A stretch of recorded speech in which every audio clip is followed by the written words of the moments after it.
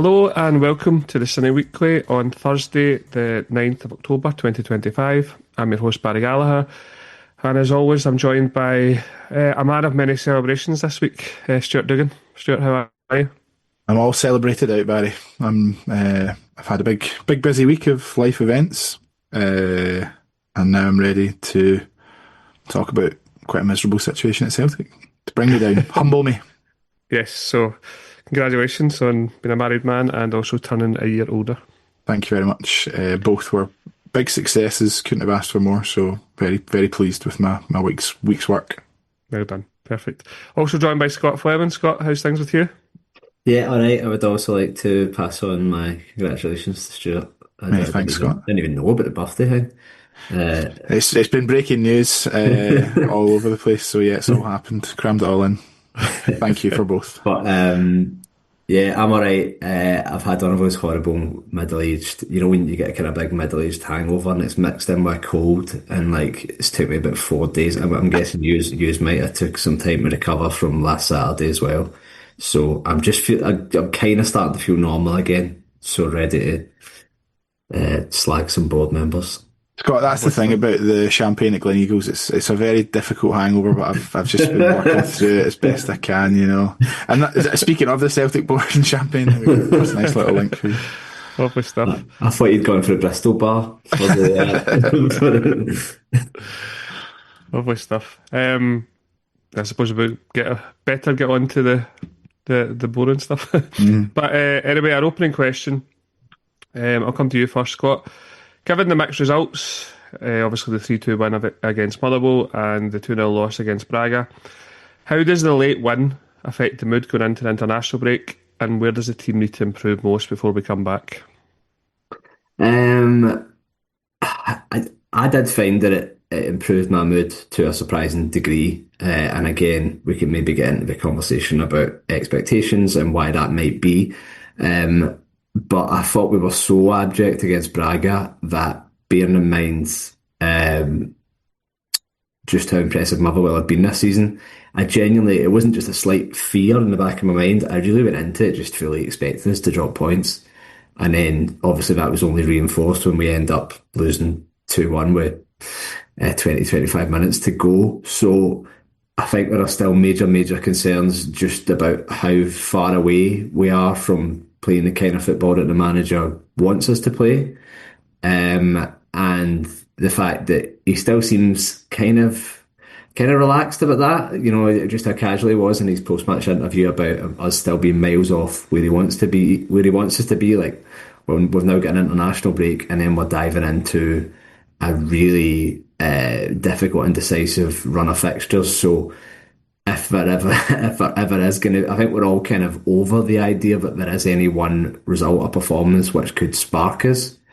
But if that moment is coming, then we really could do with it being soon.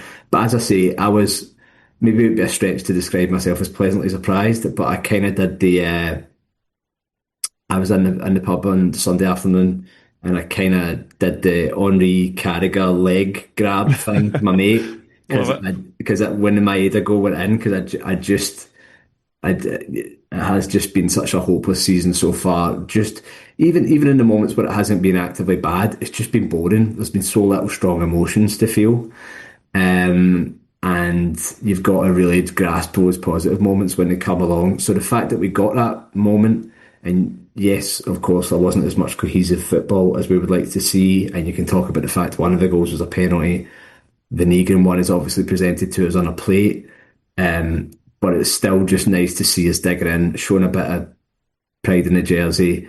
And the third goal is probably not the kind of goal you would normally see in those circumstances. You expect a sort of scrambled late winner, but there's some real poise and quality in the build-up. Even though it's a kind of weird, I still can't work out whether Dyson actually had to do a diving header, whether he could have just. I've watched the replays multiple times, but that's him, I suppose. That's why we love him. He's a strange man, but yeah, it felt big, but I'm still pretty trepidatious about what's to come. Yeah, I think that's fair, and just as you mentioned there, the fixtures coming up before I come to you, Stu. So we come back obviously against Dundee on Sunday the 19th.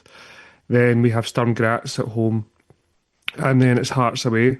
As Scott said, Stuart, the fixtures are coming thick and fast. But in terms of Sunday itself, I thought it was a really entertaining game of football, and as a standalone game, I took a lot from it. So, like Roger says, we know we aren't where we want to be, but you've got to take the joy when you can, I think.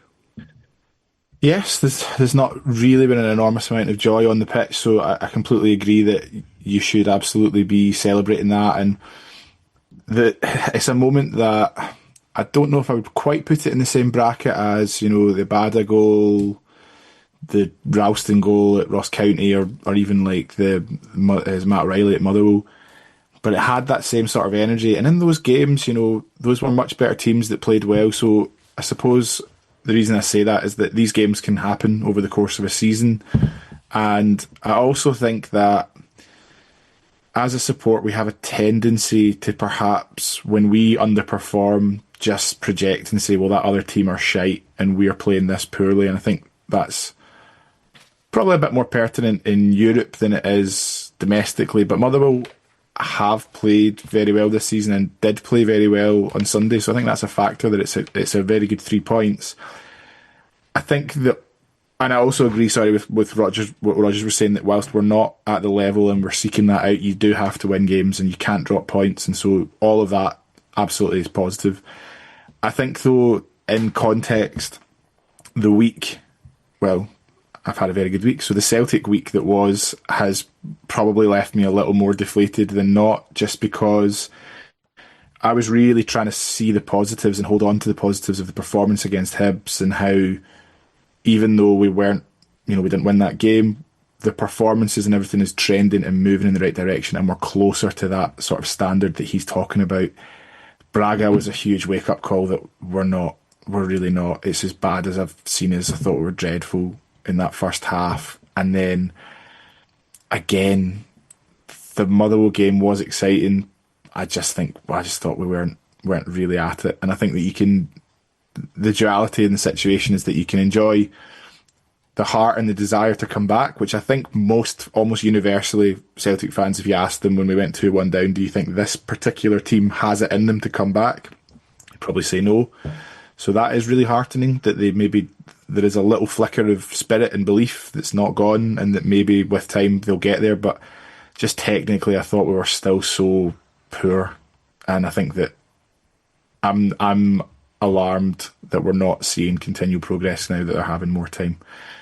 So yeah, that's quite a flat answer, and I'm sorry that that's the case, but that's just how I feel about it.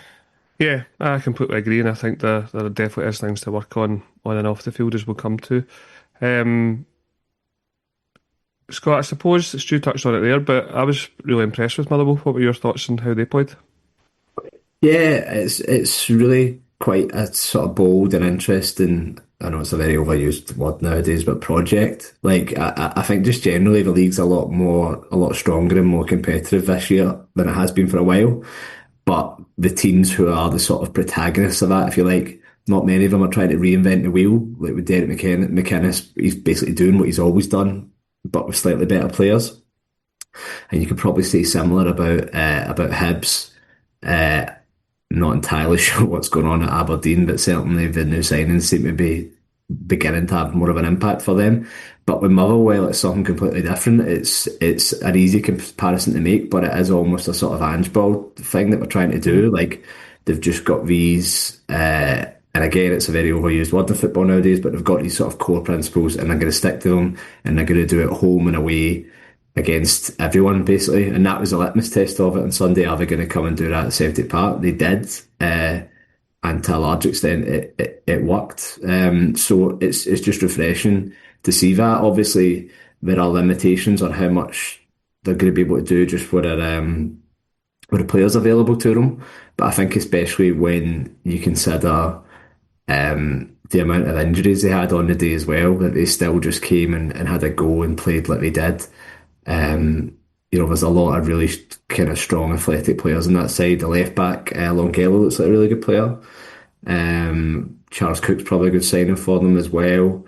It's going to be really interesting to see how it unfolds over the course of the season, and to see what they do in the reverse fixture as well. I read there was a good interview in the Herald the other day with the manager, and he was talking about Bodo Glimt and the idea of how small teams can become big teams just without using the words, success or titles and stuff like that. It's just a gradual build up over the years.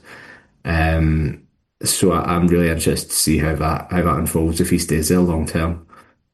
Yeah, I thought it was refreshing. And was it a surprise to you, or not a surprise, but it was different, wasn't it, from what we're used to from teams coming to Celtic Park?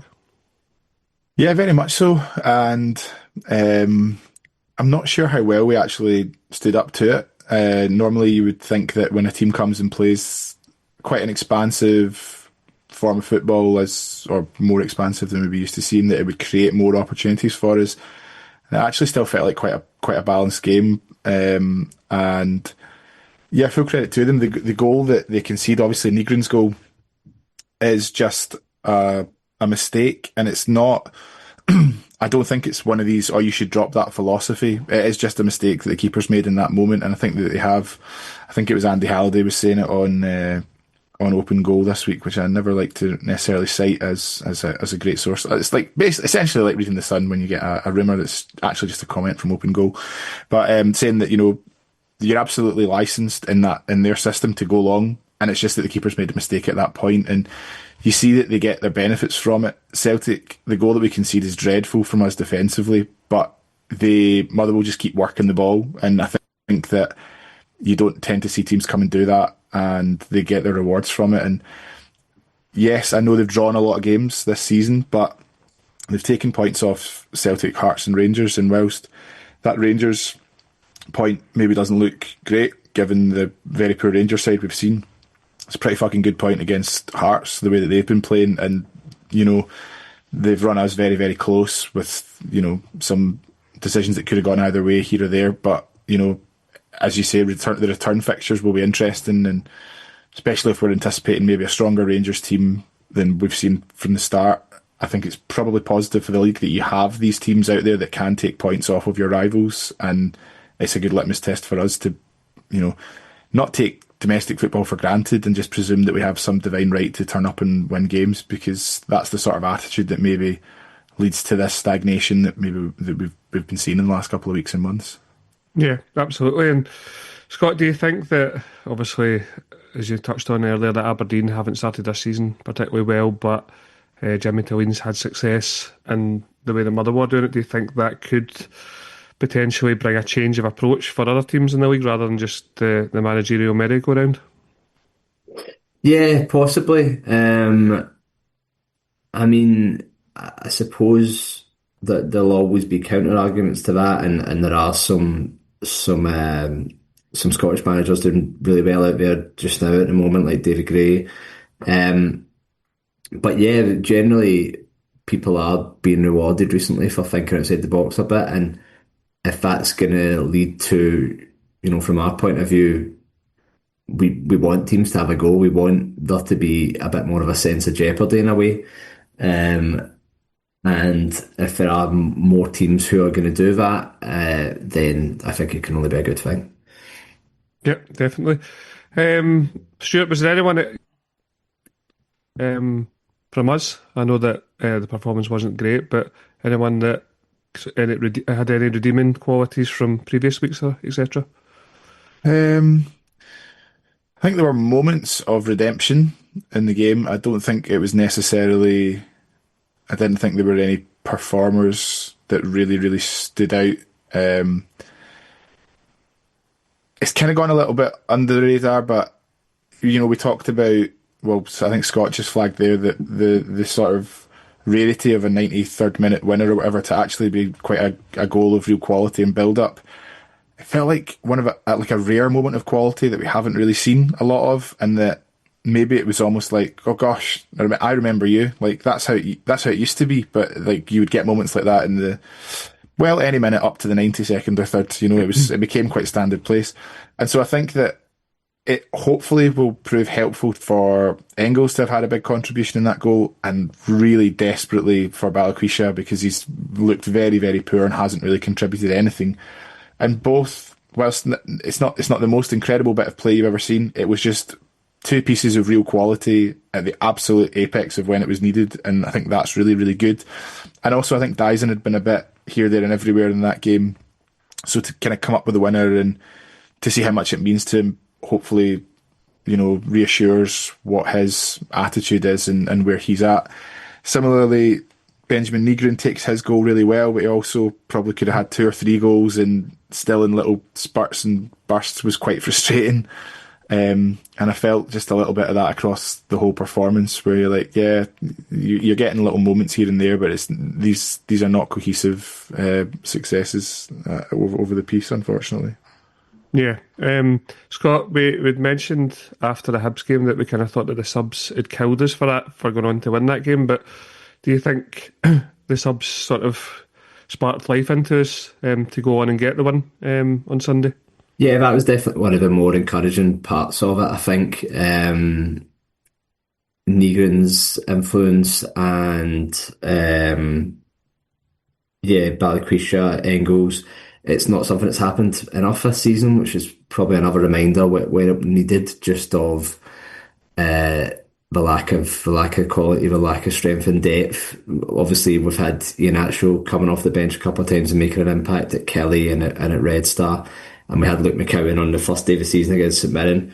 But in other games, particularly with 2 legs against Kairat, 2 legs against Rangers, we've tried to get that spark off the bench, and it just hasn't happened. So it was good on Sunday to see that sort of the manager's plans falling into place for once, especially after he really tried to get a reaction and to change things on Thursday against Braga. We've all been asking all season, haven't we? Like, try something different, at least be open to trying a different formation. Obviously, it's maybe not the optimum circumstances to be trying it when you are losing at half time. It certainly didn't. I feel ungrateful complaining about it, actually, because I have been, petitioning for it all season. But when he did switch to the 3, there were some interesting things going on. Like, it's quite lopsided, and we had Sirachi inverting and Tanecki staying out in the wing, but it still didn't work. We still looked too slow. We still looked too stale and lacking in creativity. But on Sunday, even though it wasn't as radical a change in terms of formation, he tried something, and this time it did work. And so you can't complain about it too much. But the Balikwisha one is interesting because you could see that, like, he's already at a stage where I think players in the squad are feeling sorry for him a little bit.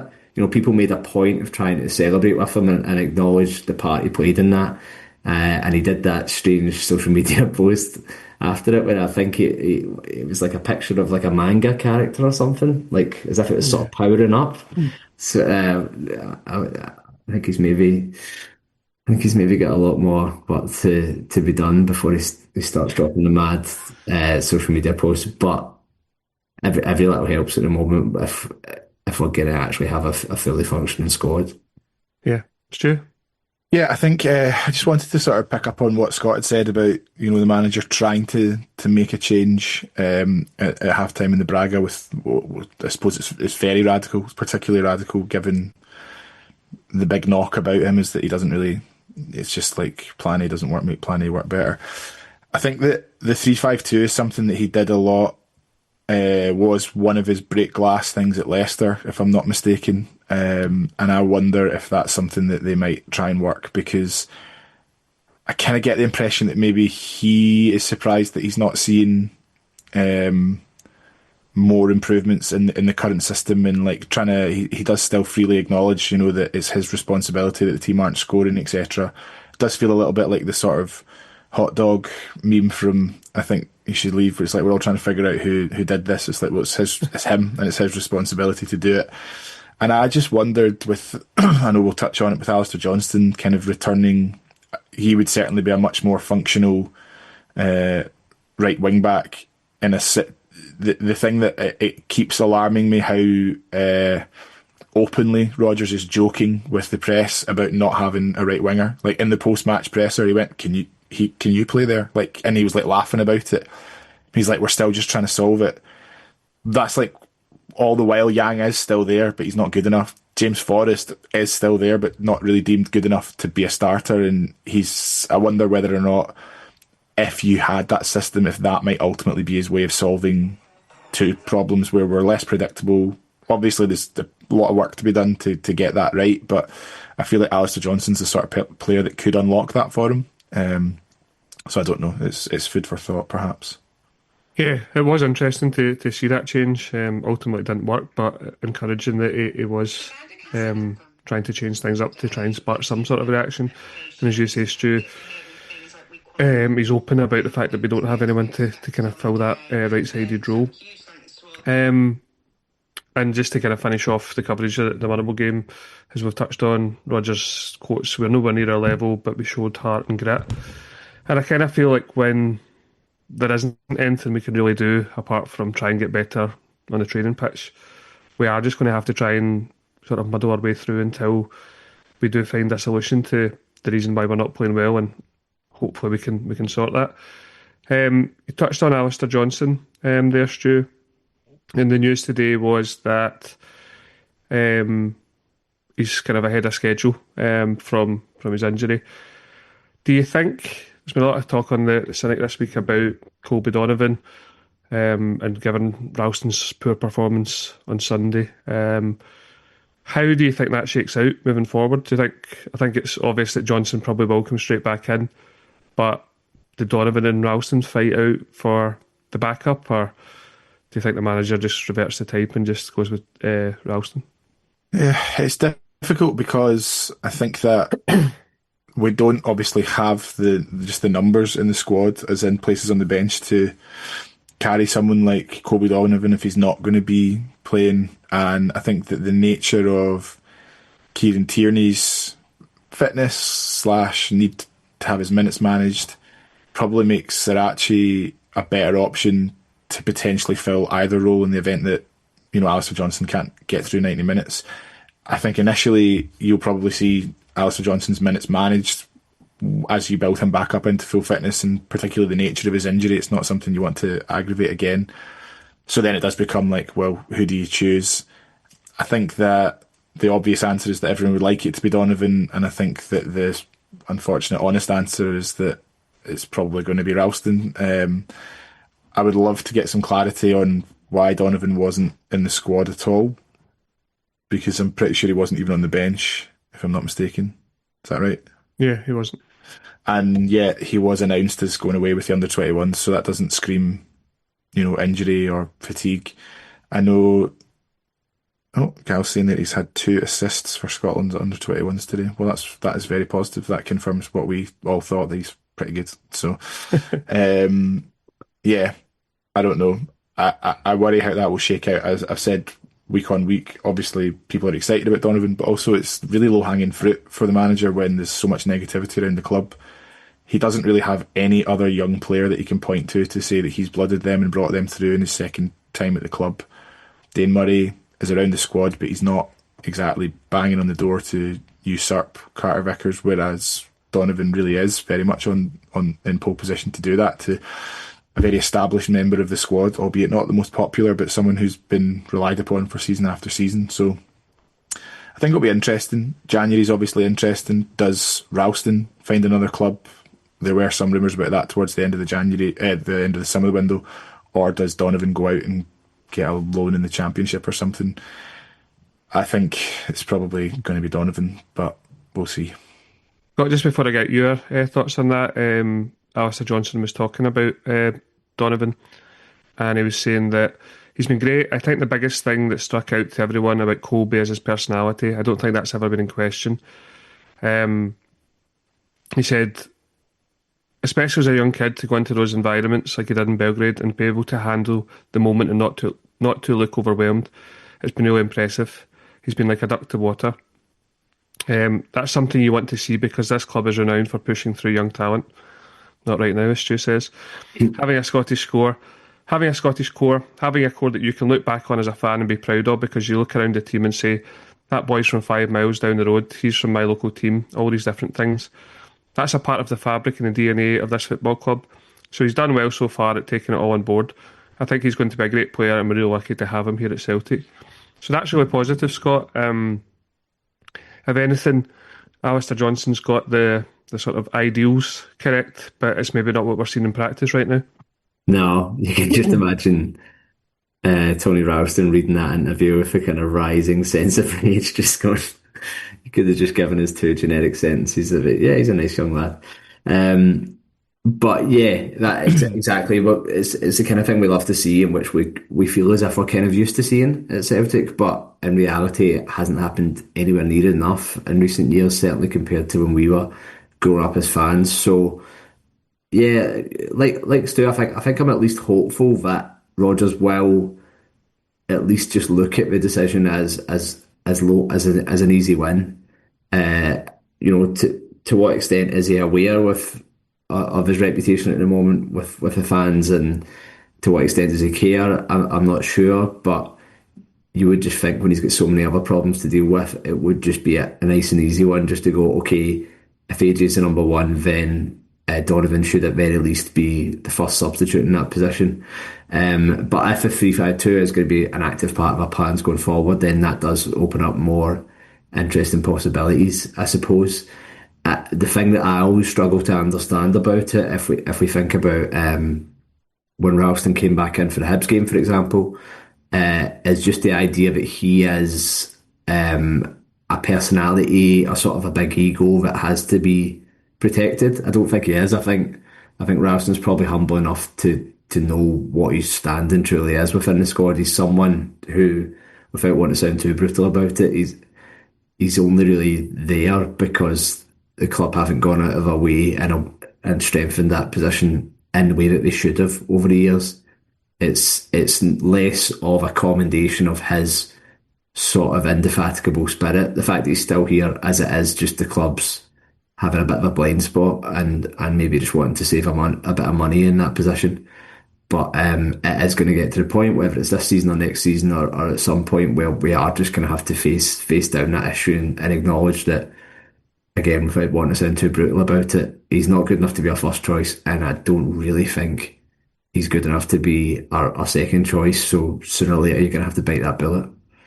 Yeah, definitely. And both the Scottish right backs that we've mentioned have been called up for the national team. So Ralston for the full Scotland national team, and Donovan for the under 21s, as Stuart mentioned there about the 2 assists.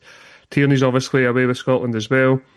Liam Scales with Ireland with those, I don't know if you guys saw it, but those curls in the photo of him, very fetching. I'll send it in the chat. Schmeichel and Sinisalo are away for Denmark and Finland respectively. Dyson away with Japan. Nygren with Sweden. Taneke with Tunisia. Sirachi with Uruguay. And CCV with the USA. Just on Sirachi, just kind of while we touch on him, Stu, I thought he was a wee bit erratic on Sunday. I've been impressed with him so far, but he gives away the penalty and his overall play wasn't particularly great. I thought, is that maybe something is there maybe a reason why he's kind of bounced around a few clubs? It's possible. I mean, the sample size still remains quite small for him. I thought that he was having quite a positive game, and then he has that slip where they get the really good chance, and I think if you're giving him the benefit of the doubt, it's just a slip, it can happen.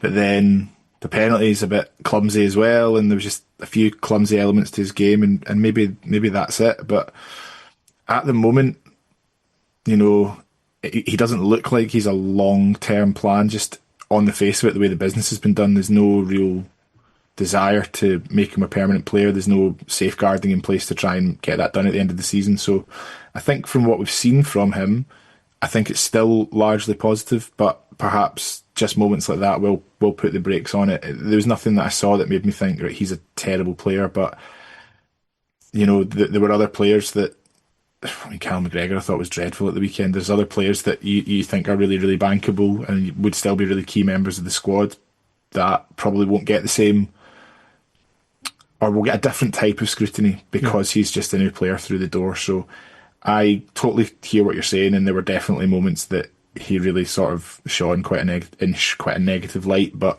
hopefully you can maybe still chalk that up to familiarising yourself with the pace and the physicality of the league, and you can kind of cut that out. But I think he's still largely been quite positive from what we've seen. Yeah, Scott, I would agree with Stu that this will be the last negative thing I say, but he had kind of shades of Burnaby a wee bit on Sunday. But as Stu says, largely he's been positive and he's been a good option to use because I don't think Tierney's been sparkling either. Yeah, even in his better erratic's probably a good word to use because even in his better performances, he will just have those slightly mad moments from time to time. But I think we will, speaking earlier on about just how dreary a season has been at times, I think we welcome that element of chaos. I didn't think he was great when he came off the bench against Braga, and Motherwell probably wasn't one of his best games either. But I think there is enough there to be positive about him. Maybe the slight concern would be, I was thinking about this when I watched the Rangers highlights the other day. There's some players they've signed this summer who've just looked awful from the start, and there's others who actually started well, but have sort of became bad players the longer the season has went on from being coached by Russell Martin. And I do have some slight worries about some of the guys who've came in and actually looked really promising from us, but have then sort of been sucked down into the sort of morass. And I think a little bit of that's happened with Negrin, and I hope that's not what we're beginning to see with Sriracha either, because I do really like him. Just his overall sort of attitude and his energy, and how versatile he is as well. Like it has just allowed us to become less reliant on Tierney, which I think was really important. Yeah, definitely. And Stuart Scott mentioned Negrin there. I don't think it would be. Well, I think we have to address the ear cupping again. We spoke about it the last time we did it, but it feels even more sort of irritating now because of all the stuff that's happening around the club. Someone has to have a word, eh? Yeah, I think that, so with that ear cupping celebration, I think that was like the celebration that he does. Like, I'm sure he did it in like highlights videos and stuff. What really annoyed me about it is that it shows a slight disconnect for, and I'm going to sound just literally like a Rangers fan, the standards at Celtic are that, see, if you've just equalised with whatever it is, 10 minutes to go against Motherwell, you need to go and score again. Unfortunately, that's not good news. You're just back in the game. You've essentially bailed your mate out who fucked it by giving away a penalty.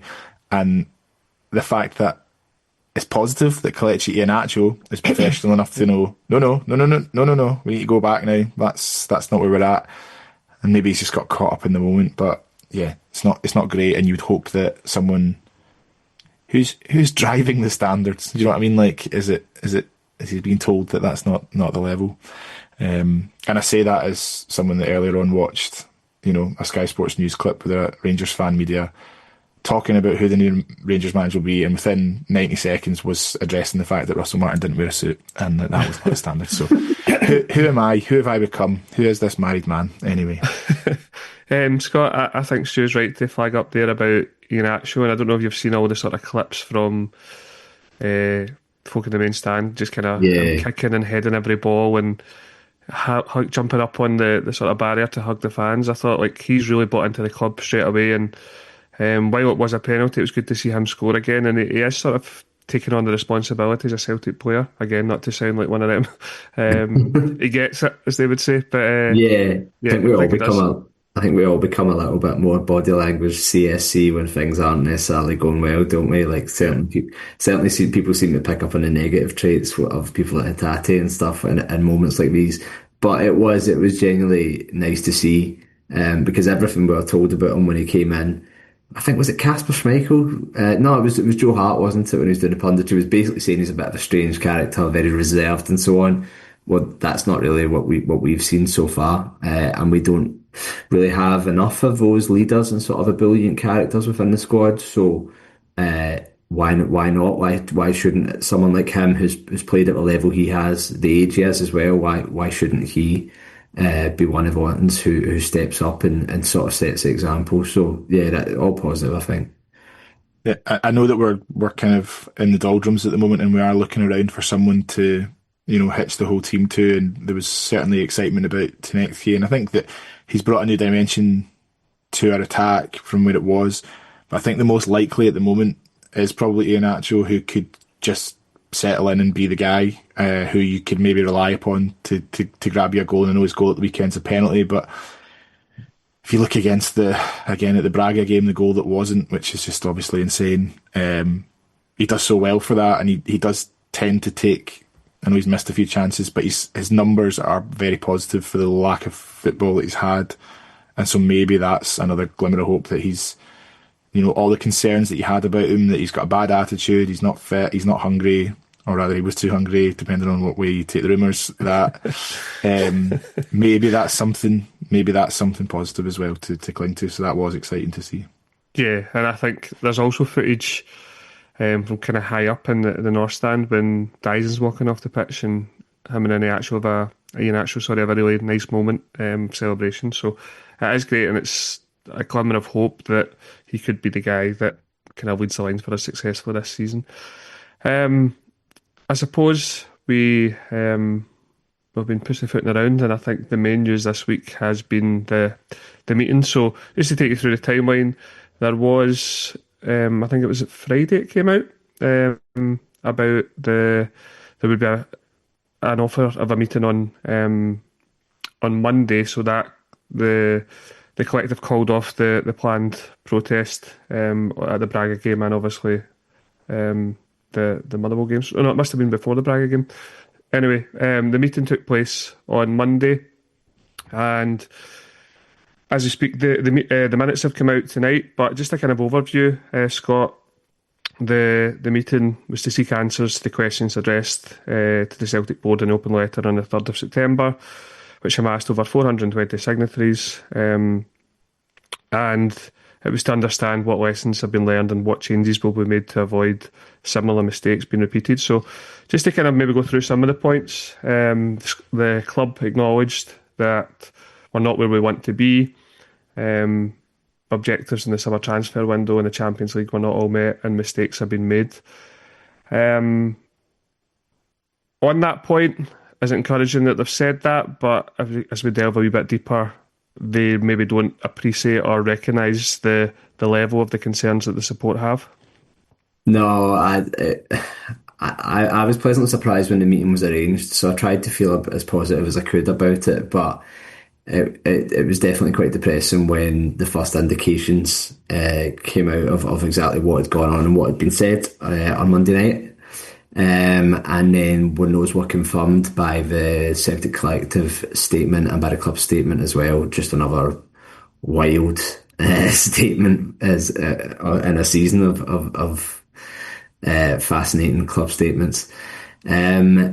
Yeah, as I say, did I have particularly high hopes for it? I'm not sure, but I think I was still a little bit shocked just to read and to hear that Michael Nicholson had effectively just come into the room and did that bit. And in Godfather 2, when he comes in and he says, "My offer is this, nothing." That clip. That's essentially what they've done. I mean, there's some token lines in there about things having gone to plan, and we recognise that the window didn't go to plan, and it's a shame we didn't qualify for the Champions League. But there still just seems to be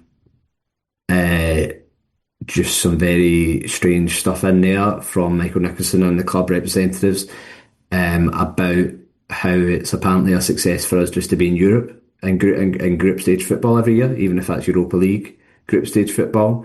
The idea that it was only really the timing that was the problem with the signings in the summer, rather than the number of the signings and the quality and the fees and the incredibly protracted negotiations. Overall, I think I came away from it. I remember Colin Kearney making this point a few weeks ago on the agenda. You come away from it dispirited, but you, in a strange way, you're glad of the fact that it gives you clarity, and it gives you clarity on the fact that it was right that the protest movement has come along, and clearly the protest movement needs to continue and intensify, because they clearly just don't get it. It's not just a case of they know how badly they fucked it, but they don't quite want to acknowledge it because it's a self-preservation exercise. They genuinely just don't seem to get that this is a really serious pattern which has played out over a number of years now, and which has been quite corrosive when it comes to holding on to managers, holding on to players, qualifying for tournaments, reaching anywhere near what our potential should be as a football club. And I think I thought that they would at least offer us a few token things in this meeting. That would almost be the Machiavellian way they would go about it. It would be, okay, we're going to do this, this, this, and this, and that won't please all the fans, but it'll please some of them, and it might even drive a wedge between some people in the protest movement, because some might say, okay, that's enough, and others will say, no, it's not good enough. We want to continue protesting.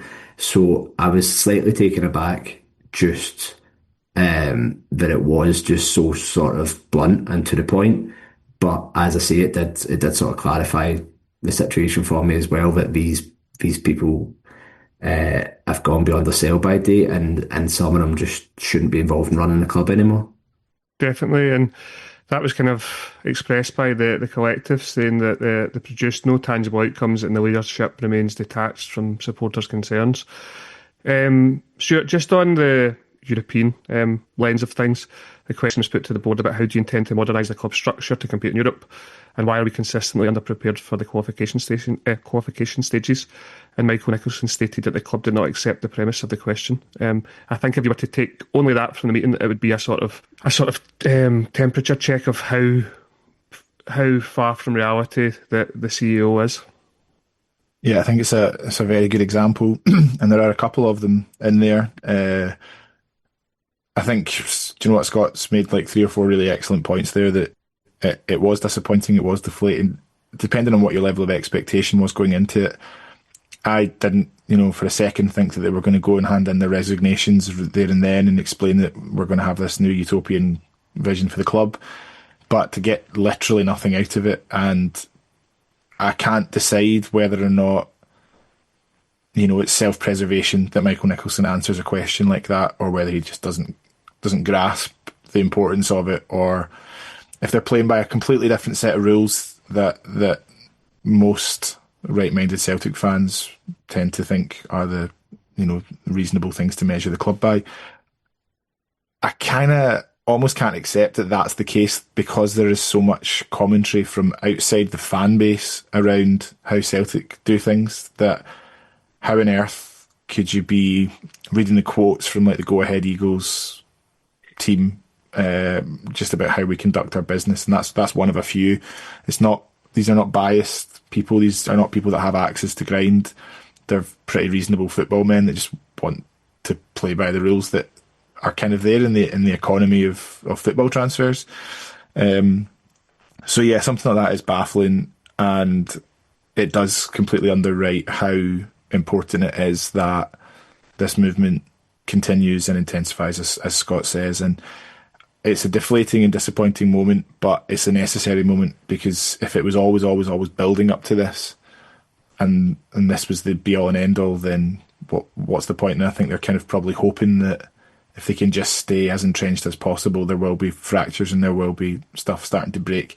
I don't think that they've even, they've exhibited such a lack of just like nous in terms of how they go about anything. Like that original catastrophic statement, as Scott says, if they'd come to the table with 1 or 2 things, if they'd said that we are absolutely going to push ahead a fan forum or like a fan board representative, that's something that we're going to do, you would probably find that there would be more fractures within the kind of coalition of fan support, and go, yeah, that is enough, or that is positive, and they'll keep their jobs, and they then start to feel like everyone wins. But by offering nothing, I think that they're probably going to get a really rude awakening, and I think that it probably will be quite an intense period of protest now, as opposed to mitigating any of that.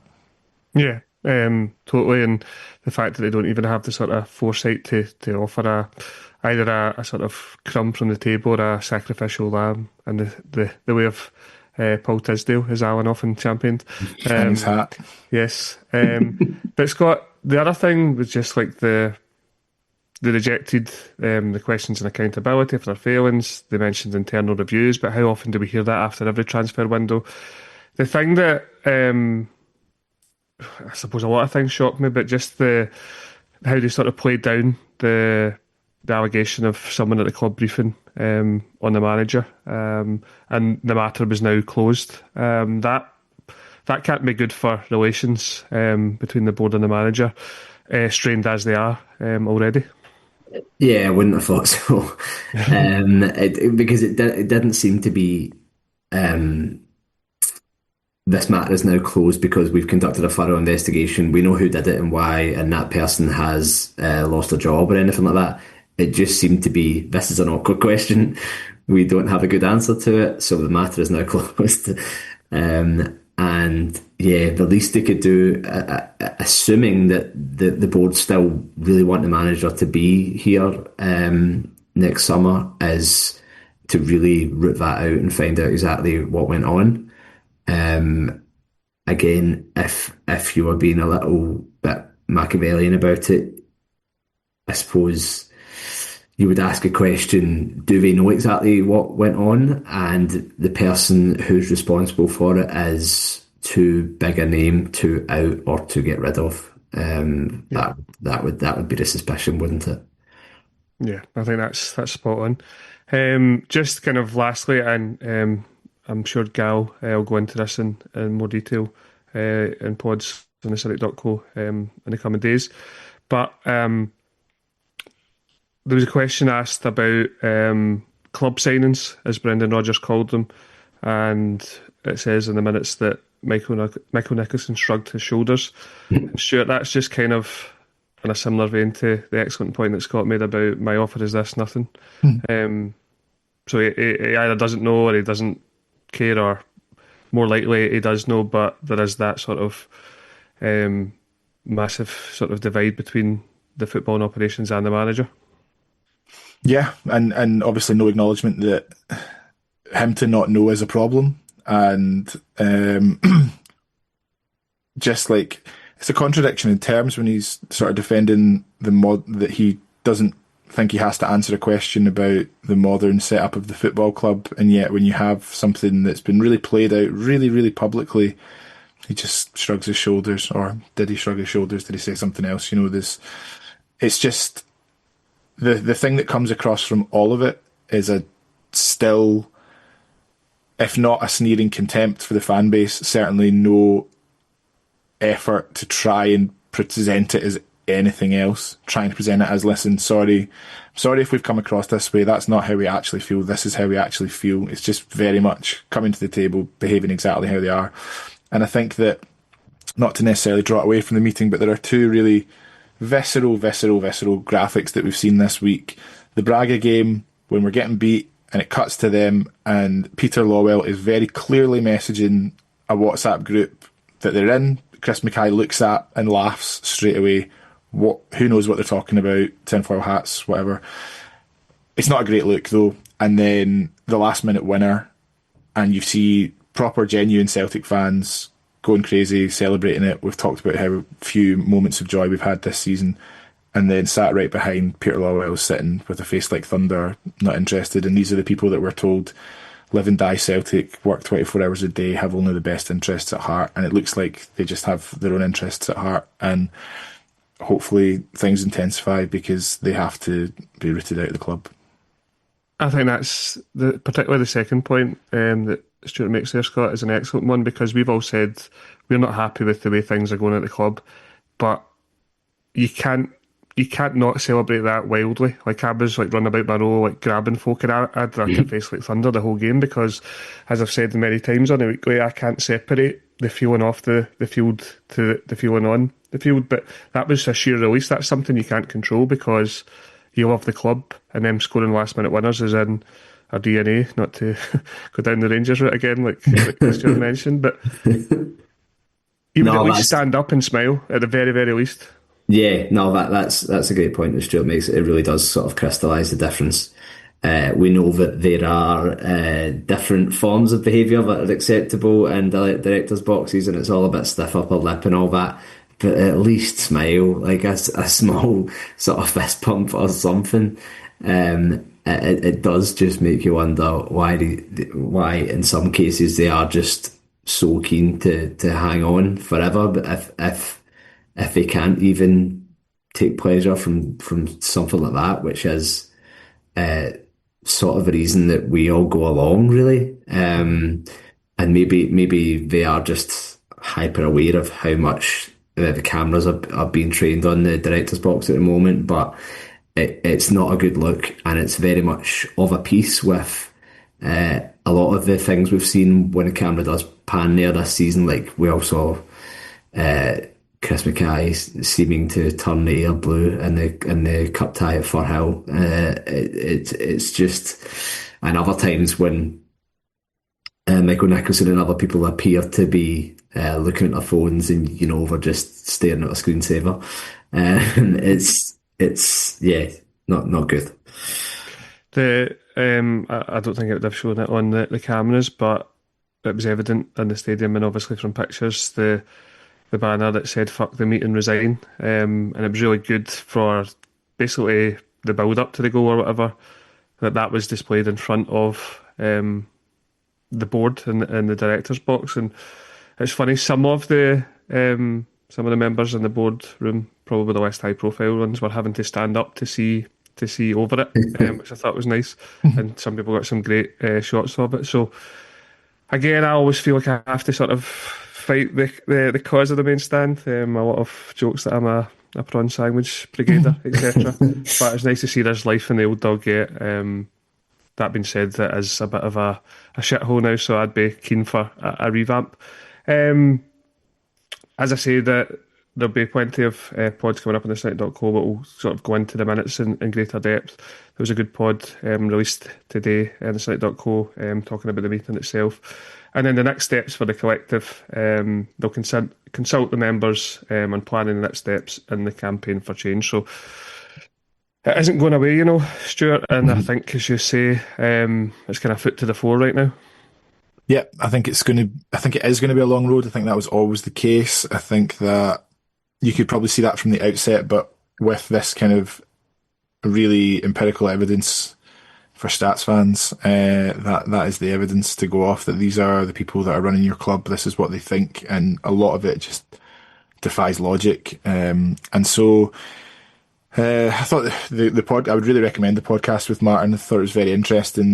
There's a lot of great insight from Martin. Firstly, from being at the meeting, but some contrition in ways in which the collective can do better and will do better as it goes ahead with certain action. You're sort of starting to hear whispers that even like unofficial people withholding their money from tickets, from merchandise, from kiosks probably has an impact. Personally, I would like to see an official sort of party line about that from the collective to withhold merch sales and see what that does. I understand that there are people that are always going to do their own thing with that and won't want to take part in that and will want to buy gifts and have the latest stuff. But I think as soon as you can try and formalise all those sorts of things and hit them in the pocket and hit their stakeholders in the pocket, you might start to see heads have to roll. But that's going to be a long road, and I think it is a long road for all of us. So mustn't be disheartened by it. I could see some folk going, well, you've had your meeting and it was shit, so what did you expect? This is a waste of time, and just going back to it. But it was never going to be easy and an overnight thing, and you just have to sort of stick at it. Yeah, I think, Scott, that it'll be sort of trial and error to see something, and there'll be many facets of what the campaign for change looks like. But I suppose we'll hear in the coming days what the next step of action is. Yeah. Can I just say it's particularly cruel of Stuart to suggest withholding merchandise money after the Henrik Larsson collections just dropped. After I bought all my Henrik Larsson merch. Yeah, get it all now. Get the hit flask now for elderly relatives, and then withhold the money. It's interesting to see where it goes next. And I think the sort of dark thought in the back of my head, we spoke about the quite daunting run of fixtures that's coming up between now and between the end of this international break and the next international break in November. I hate to say it, but I think there's a solid chance we're going to lose one of these big games, and if we lose against Sturm, then the Europa League campaign might be up in smoke already.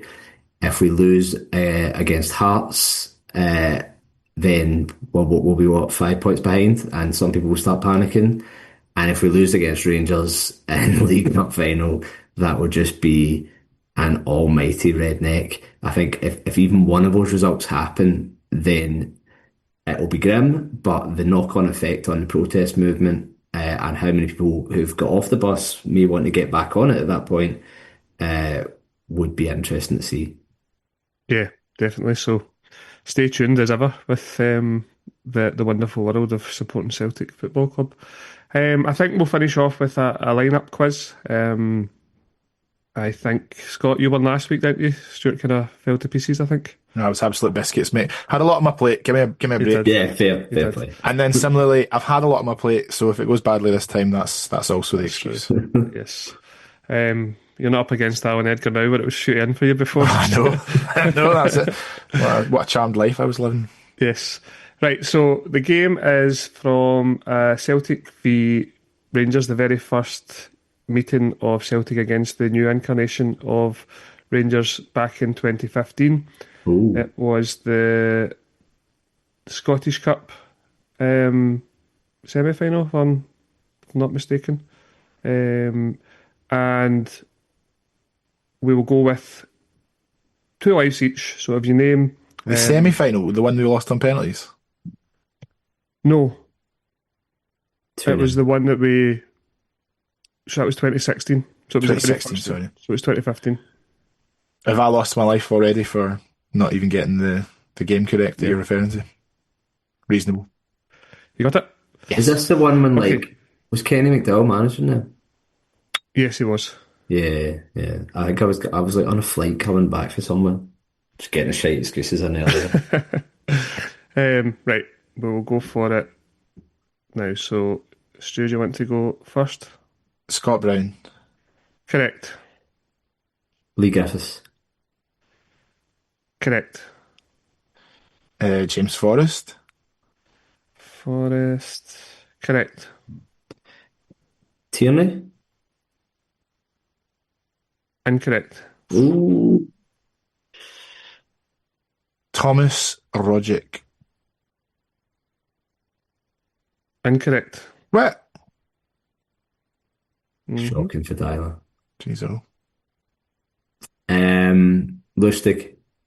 Correct. Griffiths.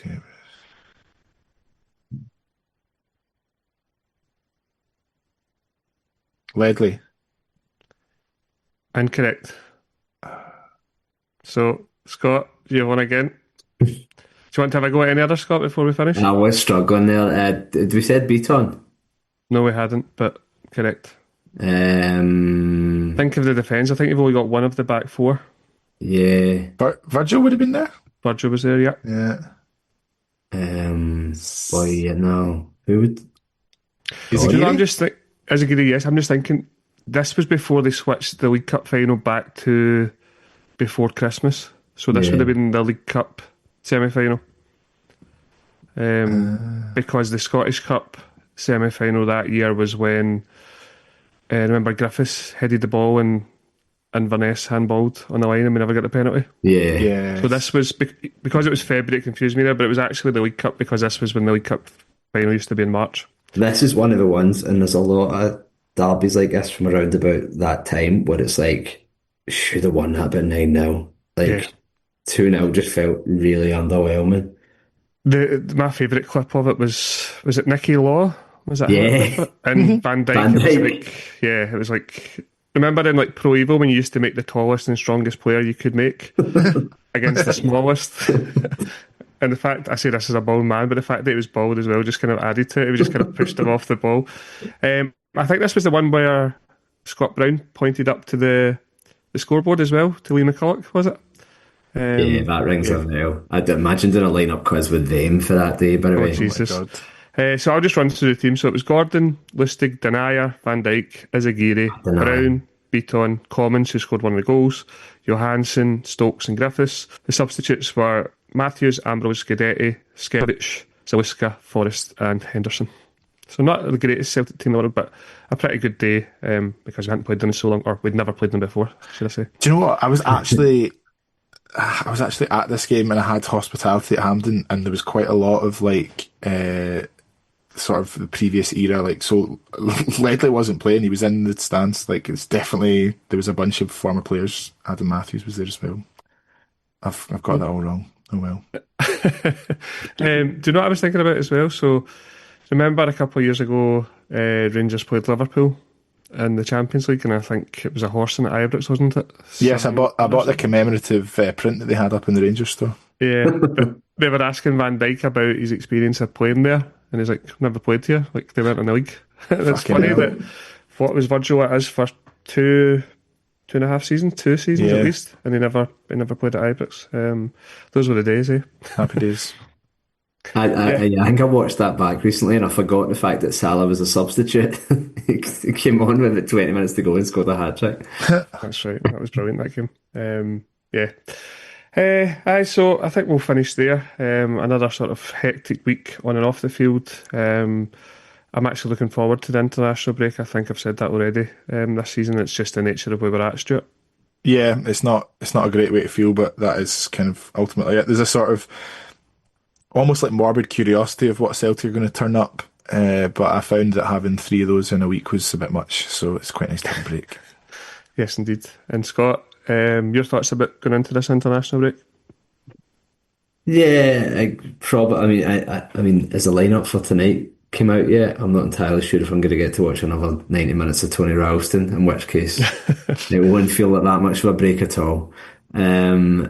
But yeah, I think just generally, I don't know if it's part of becoming an old man, but you do just, I used to hate the international break, but these days I don't seem to mind it quite so much, especially with Celtic and the nick that we're in. But still, as much as I sounded sort of doom-laden about it before, I'm looking forward to this run of big fixtures that we've got, because it is just kind of like, right, stick or twist. No more excuses, no more stuff about being in new signings of fitness and all that. We've just got to produce our best, and hopefully at long last we do. Yeah, I think that's a really good point to end on, because if by the end of the next run of fixtures, the new players, etc., didn't know what it was like to play for Celtic, they certainly will, one way or another, by the end of this run of fixtures. So bring it on. Scott Fleming, thanks very much. Always a joy. Nice one. Cheers, Scott. And Stuart, the end of a busy week for you, so you can relax now and take it easy. Yes, that's the plan. Nothing to worry about. And yeah, thanks for having me. No worries. I'm jetting off in a warm weather training camp at the weekend for a few days. So there will be a stand-in host for me for next week. So thank you very much. This has been the Cynic Weekly. I've been your host, Barry Gallagher, with Stuart Duggan and Scott Fleming, and we'll speak to you down the road.